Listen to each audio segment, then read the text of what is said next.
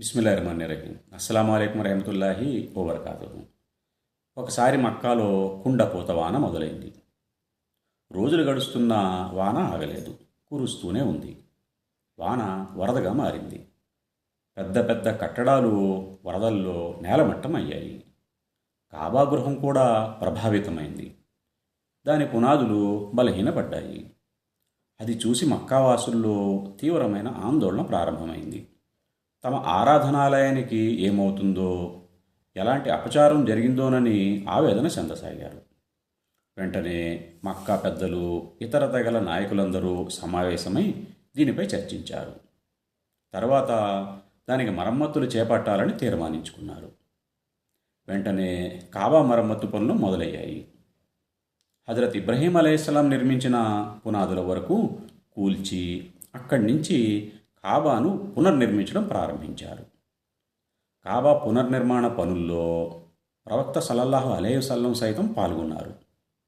పనులు చురుగ్గా సాగుతున్నాయి. గోడల నిర్మాణం కూడా పూర్తయింది. హజరే అస్వద్ అమర్తే సమయం వచ్చింది. పవిత్ర కాబాలో ఈ రాయిని ఎవరు అమర్చాలి అన్న సమస్య తలెత్తింది. హజరే అస్వద్ను ప్రతిష్ఠించే గౌరవం తమకు దక్కాలంటే తమకు దక్కాలని వివాదం రేగింది. అరబ్ తెగలు భీకర యుద్ధానికి సన్నద్ధమయ్యాయి. అప్పుడు అన్ని తెగలవారు గౌరవించే అబూ ఉమయ్య అనే వృద్ధుడు ముందుకు వచ్చి ఒక పరిష్కార మార్గాన్ని సూచించాడు. దాని ప్రకారం సఫా మార్గం ద్వారా మొట్టమొదట ఎవరు వస్తారో అతనిని మధ్యవర్తిగా స్వీకరించాలి. అతను ఎలా చెబితే అలా నడుచుకోవాలి.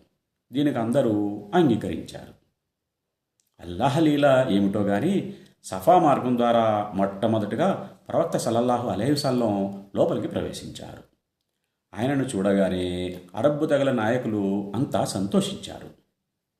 ఈయన ముహమ్మద్, ఈయన అమానతుదారుడు అమీన్, మేము ఈయన చెప్పినట్టు నడుచుకుంటామని ముక్త కంఠంతో సమ్మతి తెలిపారు.